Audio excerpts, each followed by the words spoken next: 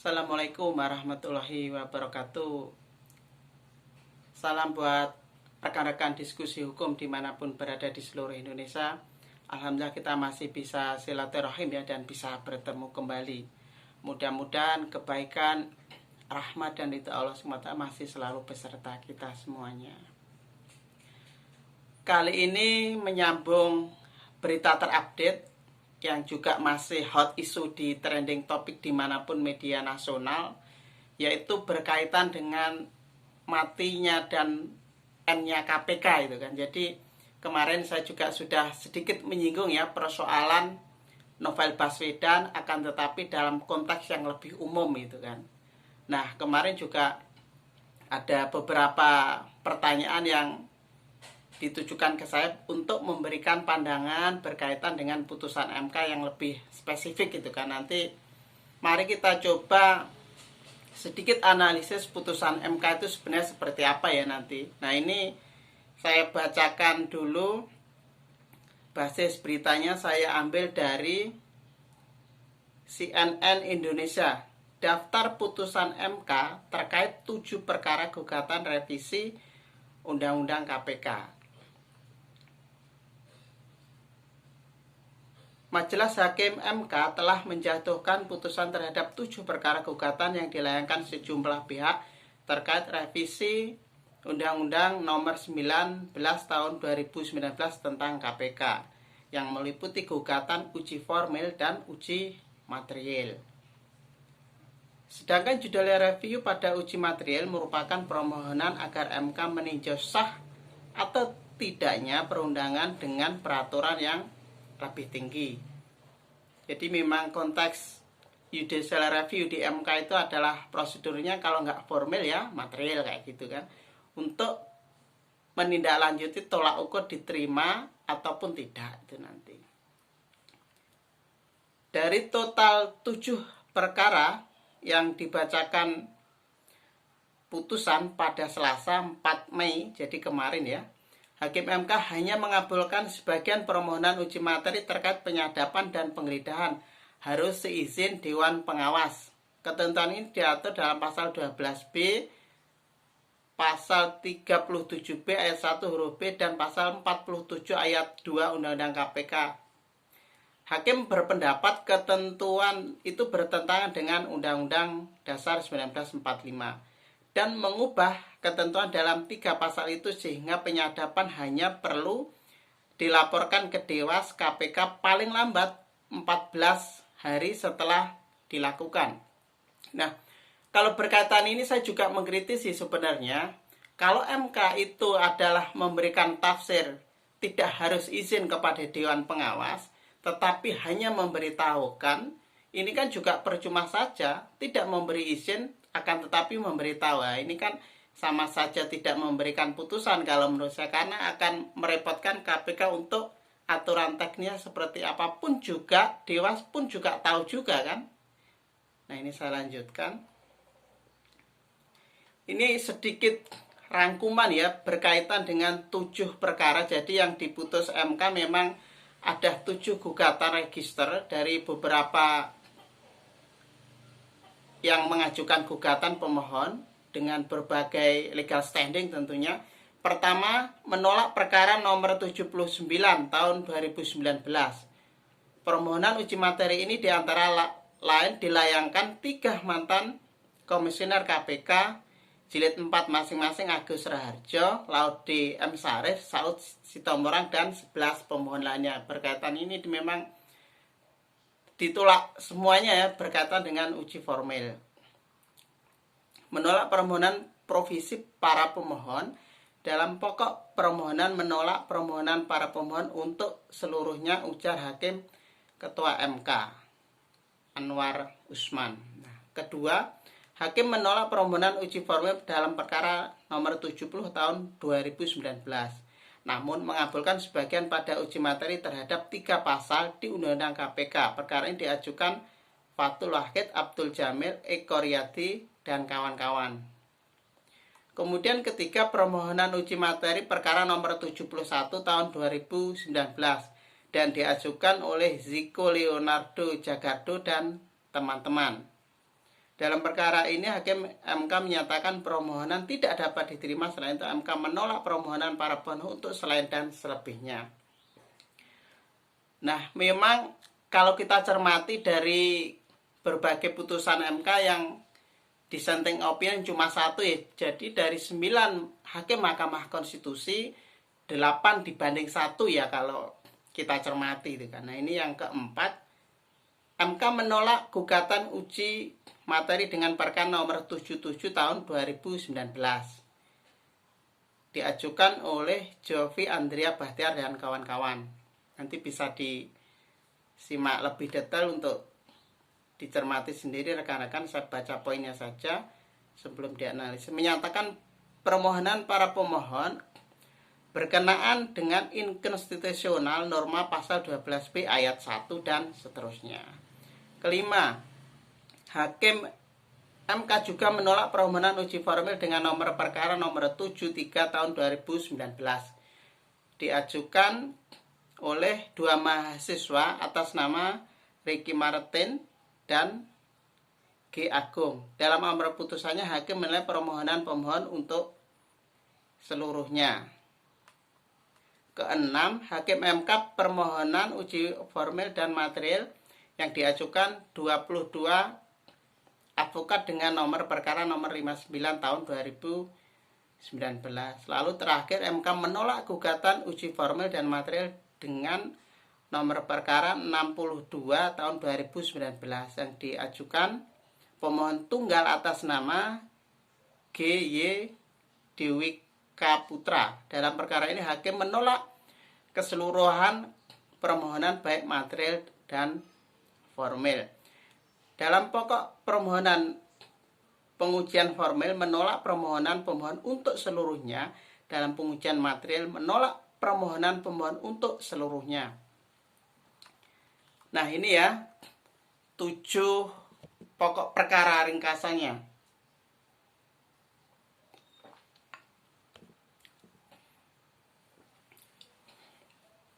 Nah, ini saya tutup dulu basis datanya. Nah, lalu untuk mencermati putusan vonis MK ini sebenarnya seperti apa? Jadi sebelum jauh kita menganalisis bagaimana putusan MK dari ketujuh hal tersebut, saya ingin sedikit memberikan gambaran seperti ini. Jadi ada 3 jenis putusan MK. Jadi secara normatif ya, secara normatif ada jenis-jenis putusan MK. Jadi biar nanti kalau di media massa dan sebagainya biar tidak simpang siur itu kan kalau melihat redaksionalnya. Secara normatif kalau berdasarkan Undang-Undang MK, baik dulu yang pertama 24 tahun 2003, kemudian juga 8 tahun 2019 dan yang terakhir Undang-Undang nomor 7 tahun 2020 tentang MK, pada intinya adalah 3 jenis putusan MK. Yang pertama adalah di sana adalah ditolak, kemudian tidak dapat diterima, dan yang terakhir adalah dikabulkan. Lalu persoalan putusan MK yang ditolak seperti apa? Yang jelas kalau ditolak dia tidak ada dasar hukumnya, pun juga kalau dianggap sudah sesuai dengan Undang-Undang Dasar. Jadi undang-undang yang diajukan sudah sesuai dengan Undang-Undang Dasar, ya sudah berarti ditolak, berarti tidak ada hal yang dilanggar. Kalau diterima pada intinya tidak mempunyai legal standing, artinya pemohon tidak memiliki legal standing, jadi langsung tidak diterima. Kemudian dikabulkan. Nah, kalau dikabulkan ini kan juga ada macam-macam juga kan. Ada yang dikabulkan sebagian, pun juga yang dikabulkan seluruhnya. Jadi ada macam-macam. Lalu dalam perkembangan ketatanegaraan pun juga dalam praktek putusan Mahkamah Konstitusi kalau saya cermati itu ada pergeseran, ada perubahan jenisnya. Selain 3 yang bersifat normatif berdasarkan Undang-Undang MK dan juga dalam aturan idealnya, ada pergeseran yang berkaitan dengan jenis putusan MK. Ada istilahnya putusan MK yang bersyarat dan tidak bersyarat, artinya conditionally konstitusional dan conditionally inkonstitusional. Jadi istilahnya ada putusan MK yang bersifat kondisional bersyarat, yang konstitusional dan inkonstitusional. Berkaitan dengan hal tersebut seperti apa? Sebenarnya pada intinya seperti ini. MK tidak ada kewenangan untuk mengabulkan dari uji materi undang-undang yang diajukan. Akan tetapi kalau MK tidak memberikan putusan, maka justru akan terjadi pergeseran, pun juga akan terjadi inkonsistensi norma hukum dan berbenturan dengan undang dasar. Akhirnya ada istilah konstitusional bersyarat dan inkonstitusional bersyarat. Ini sebenarnya ini adopsi sih, kalau kita cermati adopsi dari Jerman, Korea Selatan ataupun Afrika Selatan itu kan. Pada intinya ada hak-hak warga negara yang dirugikan. Lalu pada siapa sih sebenarnya untuk mengadukan agar hak-hak warga negara yang dirugikan oleh negara atas kebijakan negara ini bisa terakomodir dan bisa terpenuhi pemenuhan hak-haknya. Secara konseptual seperti itu. Lalu contoh kasusnya seperti apa? Kalau kasusnya, kalau kita cermati masalah bersyarat dan tidaknya ini sejak 2004 ya, undang-undang tentang sumber daya alam. Kemudian kalau yang bersyarat, yang konstitusional. Kalau yang inkonstitusional bisa kita cermati juga berkaitan dengan judicial review undang-undang Pemda ya, 32 tahun 2004, Jungto 12 tahun 2008 berkaitan dengan redaksional frasa 5 tahun berkaitan dengan tindak pidana oleh anggota DPRD. Sebenarnya di sana memenuhi hak nggak sih, HAM-nya dilanggar atau enggak pada waktu itu. Itu sepintas pergeseran ataupun perluasannya. Kemudian ada lagi yang menarik, yaitu berkaitan dengan putusan Mahkamah Konstitusi yang berjeniskan bervariasi ultra petita. Nah, ultra petita ini adalah bisa dilihat dulu pada waktu basis datanya berkaitan dengan pemilu kada di Jawa Timur ya, tahun 2008 saat itu. Jadi MK ini memberikan putusan bersifat ultra petita, yaitu menafsirkan norma-norma hukum dari Undang-Undang Dasar. Kemudian ada nggak sih yang bertolak belakang ataupun yang konstitusional atau tidak dengan Undang-Undang Dasar. Itu ya sebenarnya sepintas secara konseptual berkaitan dengan jenis-jenis putusan Mahkamah Konstitusi. Lalu persoalannya adalah berkaitan dengan 7 daftar gugatan revisi Undang-Undang MK, itu posisinya pada fase mana kalau dicermati. Pada intinya dari ketujuh hal itu, pada intinya ada 3 yang ditolak, ada 3 yang tidak dapat diterima, dan 1 yang dikabulkan. Dikabulkan ini dengan catatan-catatan tertentu, yaitu ya nanti akan coba saya analisis lebih detailnya. Itu secara konseptual berkaitan dengan jenis-jenis putusan MK. Lalu bagaimana kalau kita menelisik sebenarnya MK ini kewenangannya untuk menafsirkan norma hukum dari Undang-Undang Dasar terhadap aturan yang ada di bawahnya, artinya undang-undang terhadap Undang-Undang Dasar itu kan kewenangannya. Nah, kalau kita cermati sebenarnya saya berharap sebenarnya atas revisi Undang-Undang KPK ini, harapan dan ide yang pertama adalah bagaimana MK ini membuat keputusan membatalkan seluruh undang-undang seperti yang kemarin sempat saya bahas, yaitu seperti Undang-Undang BAP, yaitu dibatalkan seluruhnya atau semuanya. Itu harapan pertama saya dan rekan-rekan tentunya. Kemudian yang kedua, dikabulkan dengan beberapa catatan ataupun norma-norma hukum yang penting. Saya mencatat dulu, saya sering menyatakan ya dalam berbagai kesempatan baik informal maupun informal, ada 3 senjata ampuh KPK yang saya katakan. Yang 2 bersifat formal karena ada di dalam Undang-Undang Dasar, yaitu tentang penyadapan, kemudian tentang SP3. Kemudian yang ketiga ini adalah berkaitan dengan OTT karena tidak ada dalam undang-undang, karena adanya cuma di peraturan KPK. Lalu bagaimana dengan yang saya katakan senjata KPK tersebut, penyadapan? KPK memang memberikan tafsir berkaitan dengan penyadapan dan penggeledahan, khususnya di pasal 12B ayat 1. Tadi saya sudah sempat menyinggung, tidak wajib izin pada Dewan Pengawas, cuma memberitahu. Nah, ini PR bagi KPK, ini multitafsir bagi saya. Lalu kemudian yang kedua, yang diberikan tafsir lagi berkaitan dengan SP3. Nah, saya kemarin juga menyinggung, bisa dilihat tulis-tulisan saya berkaitan dengan SP3 kemarin diberikan kepada koruptor BLBI, itu kan karena dengan redaksional 2 tahun. Nah, akhirnya KPK ini memberikan tolak ukur ataupun patokan norma hukum 2 tahun dia terhitung sejak dikeluarnya SPDP, surat pemberitahuan dimulainya penyidikan. Nah, ini dalam hal SP3 ketentuannya mulai dari apa embrio sampai kapan, ini saya mengapresiasi ya, karena sudah ada payung hukum dan aturan yang jelas.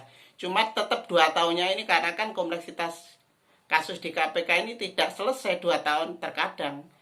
Makanya saya berharap kemarin tidak ada redaksional pembatasan waktu 2 tahun itu kan, dan bahkan ya sudah SP3 ini tidak perlu untuk diberikan kepada KPK biar kasus tetap berjalan, itu harapannya. Lalu berkaitan dengan ASN, nah kalau berkaitan dengan ASN langsung ditolak, kemarin juga sempat heboh berkaitan dengan kasus Novel Baswedan. Kemudian OTT, nah berhubung OTT ini di luar dari undang-undang KPK, jadi MK tidak memberikan tafsir ya. Nah, ini adalah beberapa persoalan dan norma hukum yang perlu kita cermati ya, karena kan pasca ini pasti akan ada dialektika yang lebih lanjut. Lalu setelah putusan MK ini konsekuensi logisnya seperti apa, implikasinya seperti apa? Karena kita ketahui bahwa sifat putusan MK itu kalau berdasarkan pasal 24C itu kan konstitusi itu kan sifatnya adalah final. Nah, jangan salah tafsir ya, karena dalam beberapa kesempatan ada sifat putusan MK itu final dan mengikat. Tidak, konstitusi cuma final. Mengikat pada siapa? DPR juga sering, artinya kalau putusan MK kadang bersifat open legal policy, DPR melanggarnya. Putusan MK seperti ini terkadang juga pemerintah juga melanggarnya. Misalkan dulu juga berkaitan putusan dengan wamen, tiba-tiba dikeluarkan perpres. Nah, ini artinya mengikat pada siapa? Ideal memang dalam negara hukum semua putusan MK harus ditepati. Nah, cuma kan tidak mengikat ini karena artinya sudah final lah. Kalau sudah final seperti ini seperti apa kayak gitu kan. Jadi saya mengatakan bahwa kalau sudah final maka KPK sudah selesai, KPK sudah end, dan KPK sudah tamat. Artinya lahirlah KPK baru. Bagaimana tidak? Seluruh instrumen yang ada di KPK sejak berdiri mulai Undang-Undang 30 tahun 2002 mulai sekarang sudah hilang semua di sana. Nah, artinya KPK ini sudah selesai. Kalau saya analogikan sebagai KPK ini adalah sebagai pohon, artinya dulu pelan-pelan dilemahkan, dimatikan dari cabangnya, rantingnya, kemudian batangnya. Pasca putusan Mahkamah Konstitusi sudah selesai, akarnya dicabut, selesai, tinggal biji kecil ataupun tunas yang tumbuh baru nanti. Nah, ini akan seperti apa kita tunggu bersama. Persoalan dan pertanyaan selanjutnya, KPK yang baru ini akan seperti apa? Kemudian apakah lebih baik ataukah justru lebih buruk, ataupun akan menegaskan dan membenarkan bahwa KPK rentan dengan dijadikan alat kekuasaan dan alat komoditas politik, karena makin menegaskan rumpun eksekutif di bawah pemerintah, khususnya presiden sebagai tangan panjang dari Dewan Pengawas. Nah, ini adalah tugas kita bersama atau akan tetap kita kawal, dan juga tentunya KPK juga tetap semangat dan juga jangan lengah terhadap kasus-kasus yang sedang ditangani. Harun Masiku, korupsi bansos, kemudian BLBI yang sekarang juga masuk pra-peradilan, kemudian kasus-kasus besar yang ada di negeri ini. Walaupun saya katakan bahwa KPK sudah mati dan tamat, tinggal tumbuh dan embrio, ibarat kata bayi yang baru lahir, kalau kita menilai nanti dan disandingkan, dikomparasikan dengan KPK yang terdahulu akan seperti apa, tentunya terlalu dini ya untuk dinilai. Kita lihat dan kita tunggu bersama. Nah, itu ya dari saya, nanti bisa disambung lain waktu insya Allah. Beda jangan ngambekan, beda jangan baperan. Berbeda karena kita saudara, berbeda karena kita Indonesia. Kita sama-sama belajar bareng, mudah-mudahan bermanfaat. Bersama-sama berbuat bermanfaat buat umat bangsa dan negara. Wassalamualaikum warahmatullahi wabarakatuh.